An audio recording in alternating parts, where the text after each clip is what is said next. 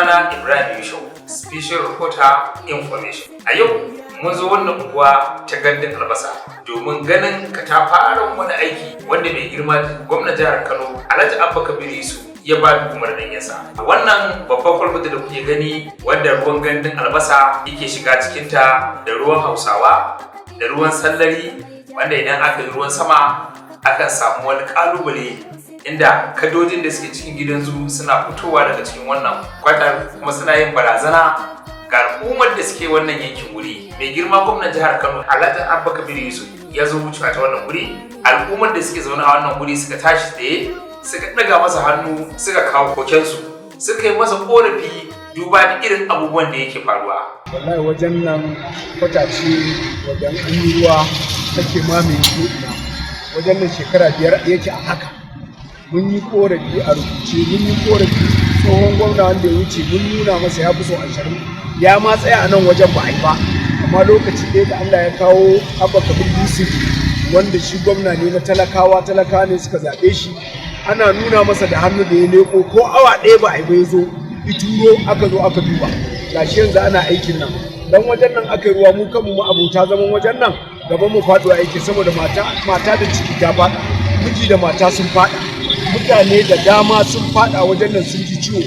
an kai su asibiti. Amma yanzu alhamdulillahi mu ne mai girma gwamna godiya Abba Kabir Yusuf, Allah ya dafa masa,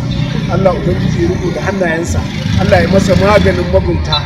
Allah ya taimake shi. Wannan aiki kuma muna godiya mu mutanen Gandu da mazauna Hausawa da mazauna cikin Maliki da Tukuntawa, wannan aikin mu aka yi saboda mutanenmu ne suke zirga-zirga a wajen nan, mutanenmu ne suke samun matsaloli na fadawa ciki ga kada yana fitowa wanda kadan nan kowa ya san hatsarinsa.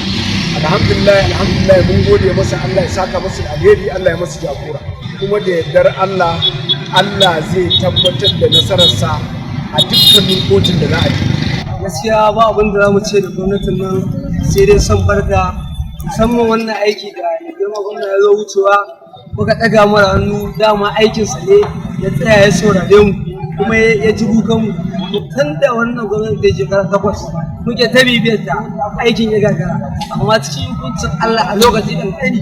muka samu ba Allah na muka yi magana wannan aiki gashi nan an zo an kaddamar da shi. Wayanda suke wucewa ma suna jin daɗi, mu da muke zama a wajen nan mun ga illolin da abubuwa suke ta faruwa. Kadoji ne daga gidan zu manya-manya za ga sun fito suna ta wucewa,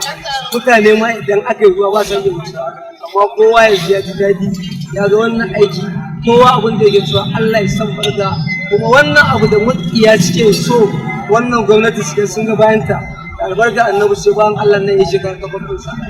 Allah ya a gaya gwamna ya kwata da hankalinsa, muna nan muna ta addu'a babu abin da zai taɓa wannan mulkin nasu da albarkar mutane. Sako ne daga ma'aikatar yaɗa labarai ta jihar Kano ƙarƙashin jagorancin kwamishinan yaɗa labarai jihar Kano Baba Aliyu Datti.